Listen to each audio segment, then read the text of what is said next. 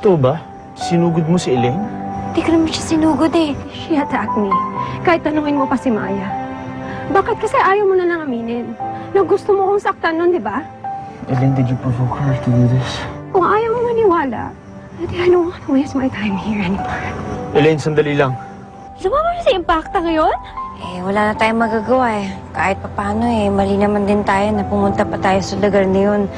Kahit papano naiintindihan ko naman siya kaya siya nagalit sa akin. Sana nga lang, pinakinggan niya ako bago siya sumama kay Elaine. Napaka-selfish ng babae. Alam mo ba sinabi niya sa akin, layuan kita? Sinabi niya yun? Oo! At anong karapatan niya para sabihin sa akin na layuan kita? Hindi ko naman siya gusto saktan eh. Siya naman yung nag-umpisa eh. Jessie, tama na. Bakit ayaw mo ba makinig sa akin? Wala ka bang tiwala sa akin? Mas may tiwala ako kay Elaine.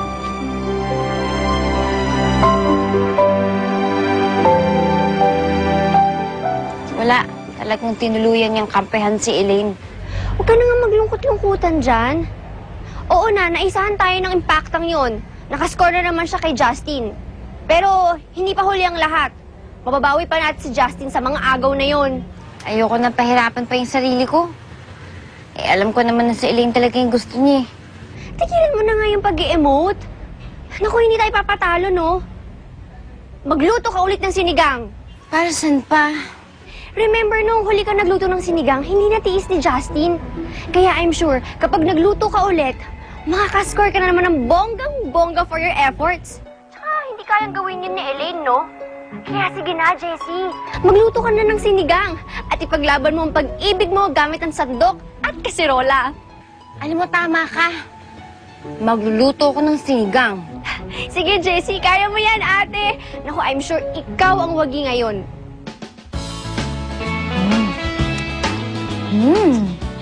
Sarap. Sigurado magugustuhan din Justin. Lagyan ko kaya ito ng gayuma. Sa kaya nakakabili nun?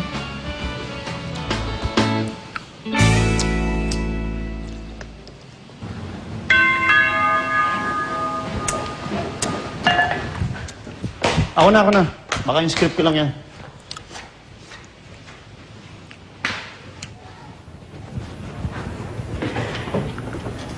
Hey, Justin! Hi!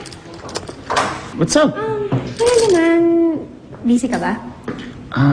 Today hindi masyado. Wala akong trabaho eh. Come with me. Saan? Basta. Basta sumama ka lang. I'm sure matutuwa ka. Sige na, please. Sige na, please. Hey, you don't have to say please. Alam mo namang hindi kita matatanggihan, di ba? Hold on, paalam lang ako kay Jessie. Ay, hindi na kailangan. Sandali lang talaga tayo. You sure? Yeah, sandali lang. Come.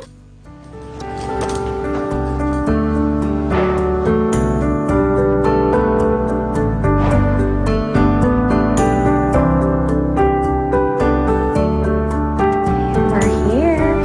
Pero close your eyes muna, ha? Okay. Left. Ayan. Can you open your eyes?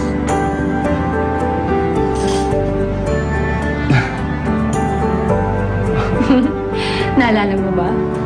Classroom natin ito nag-grade 2 tayo. Yeah, paano ko makakalimutan to?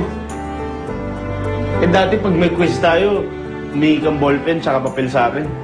Uy, pero ang kapalit naman nun, pinapakopy kita ng mga answers ko, ha?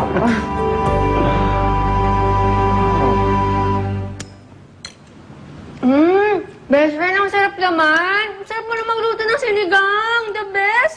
Bali, wala naman din dahil wala dito yung kakain yan. Yung bruha talaga na yun, agawin talaga sa'yo si Justin, no? Eh, ikaw naman kasi ate, ba't hindi mo pa aminin para magkaalaman na aminin mo na yung feelings mo sa kanya?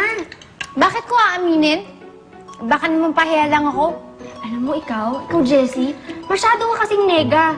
Eh, mali mo ba kung si Justin may feelings din sa'yo, hindi lang din niya maamin sa'yo, di ba? Oh, di ba nga may kasabihan, the truth will set you free. Basta, parang malabo na ata yun. Ewan ko ba? Tanga-tanga ko talaga. Bakit pa kasi ako na-inlove dun sa lalaking yun? Ano ka ba naman? In love naman talaga tong si Justin, no? Nung wala nga lang akong Donald, kakaririn ko rin yun. Dati pakiramdam kong laki-laki ng kwartong to. Ngayon parang sikip-sikip na, no? Siyempre naman. Lumaki na tayo eh.